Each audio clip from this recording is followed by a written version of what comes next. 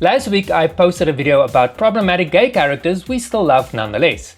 The video was inundated with comments, mostly good, but some were fairly negative, especially by people who felt that I was trashing groundbreaking gay characters. So before we get into the video, I just want to give a brief explanation of what I mean by problematic or stereotypical characters. Hollywood usually writes gay characters as either the sassy sidekick or a gay character with a tragic backstory who's not destined to find love. But luckily for us, Hollywood is changing, and the groundbreaking gay characters from a couple of decades ago might not be as groundbreaking today if those series premiere today. So to reiterate, the purpose of this video is to re-examine some groundbreaking gay characters from the past who were groundbreaking when the series premiered, but given the progress we have made with gay representation in media, these characters feel a bit problematic or stereotypical in comparison with today's TV shows and movies. And lastly, I just want to add that the commentary that I give on these characters does in no way null and void or dismiss the characters entirely, as they were groundbreaking back in the day. With that being said, let's get on with today's video.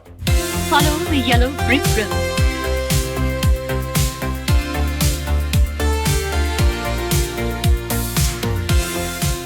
Good evening and good morning, hookers. I know it's hot. I said good evening and good morning, hookers. Billy Porter's portrayal of Pray Tell in 2018's Pose is celebrated by many for its emotional depth and authenticity. But the character has also faced criticism for embodying certain stereotypes about gay men, especially those within the ballroom culture. Pray Tell's flamboyant personality, sharp wit and dramatic flair, while undeniably entertaining, align closely with the long-standing tropes of gay men as over-the-top and performative. While this representation may resonate with some, it risks reinforcing narrow ideas about queer identities by portraying them as inherently theatrical or larger than life. One critique of Pray Tell's character is a heavy reliance on his queerness as a central defining trait. His flamboyance and biting humor often overshadow the other aspects of his personality, creating a sense that he is primarily a product of his sexuality rather than a fully realized individual. Stop the music, baby. Stop the music. I'm gonna need y'all to simmer down. While Pose does delve into Pray Tell's struggles with HIV, addiction and relationships, these storylines often circle back to his identity within the queer community, giving limited attention to how his experiences intersect with those other facets of his humanity, such as his career or broader aspirations. His journey through HIV diagnosis, romantic betrayals and substance abuse paints a picture of queerness often defined by hardship and pain. While these themes are important to explore, they risk reinforcing the idea that LGBTQ lives are inherently tragic, especially in a landscape where more joyous and multifaceted queer stories remain underrepresented. I'm sorry. I'm really sorry. Mommy. Pray, let her go, baby. Pray Tell's role as a mentor and MC in the ballroom scene sometimes lean into the wise elder trope, a common narrative device for LGBTQ characters. While mentorship is undoubtedly a significant aspect of ballroom culture, Pray Tell is frequently depicted as a vessel for delivering wisdom of life and life lessons rather than a complex individual with evolving dreams and flaws. This dynamic can reduce his character to a functional archetype, reinforcing the idea that queer elders exist solely to guide others rather than to pursue their own growth and fulfillment.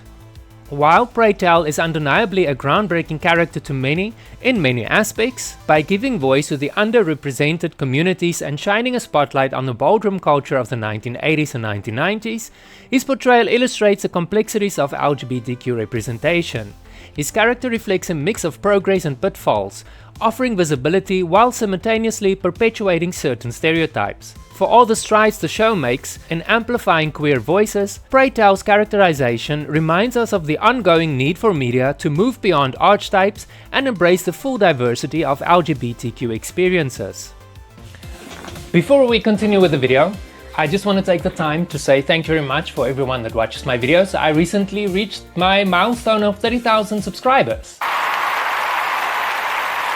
So thank you very much for liking and subscribing. You will never know how much it means to me to have people actually watch my stuff, the videos that I make. You know, it means a lot to me that I am able to make videos that I enjoy and actually make a little bit of a living from it, and people actually watch my stuff. So thank you very much, and here's to the next 30,000. Now back to the video. I never loved him. Even if I did, I'd never ask him to put my needs above his or be something he's not to make me happy. Brian Kinney from Queer as Folk is a character that has sparked significant debate regarding his impact on gay representation. One of the primary concerns is his portrayal as a promiscuous gay man. This depiction can reinforce harmful stereotypes that gay men are inherently promiscuous, which can contribute to societal stigma and misunderstanding.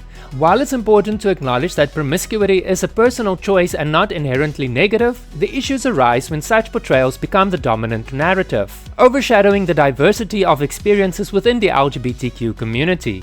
Another problematic aspect of Brian's character is his relationship with Justin, who is only 17 years old when they first become involved. The age difference raises ethical questions about consent and power dynamics.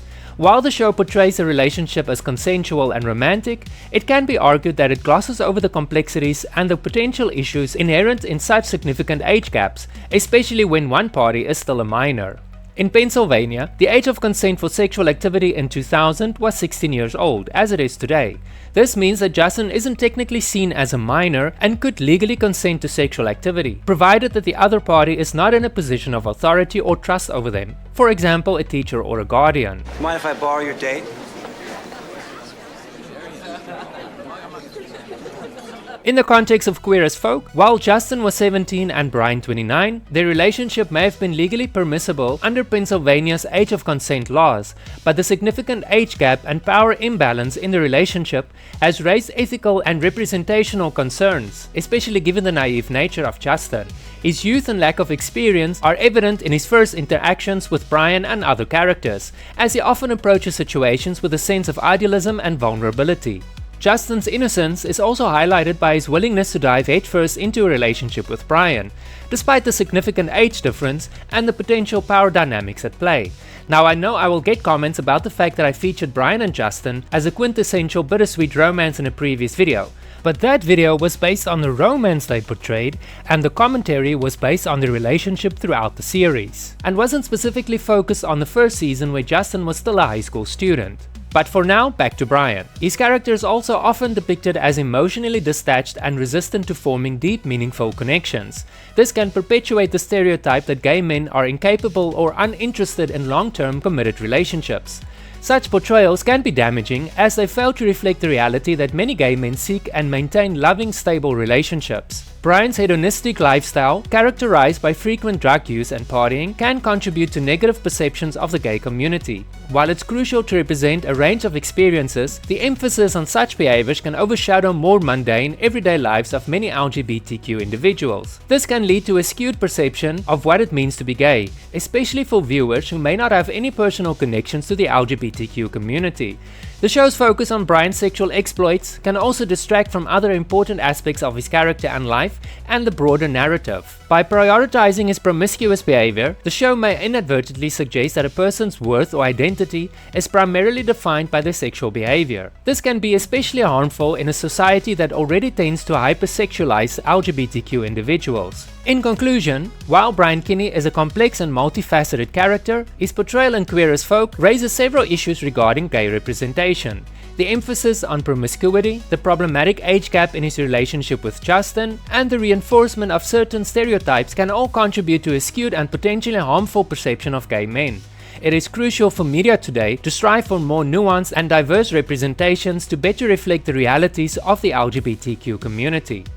If you haven't seen the first video in the series, you can check it out by clicking on the link that will be appearing on your screen right now. Sorry for mumbling. As always, thank you very much for watching my video. If you like it, give me a thumbs up. It will really help with the algorithm so that other people like yourself who might enjoy my videos can find my videos more easily on YouTube. Thank you very much, and I'll see you in the next video.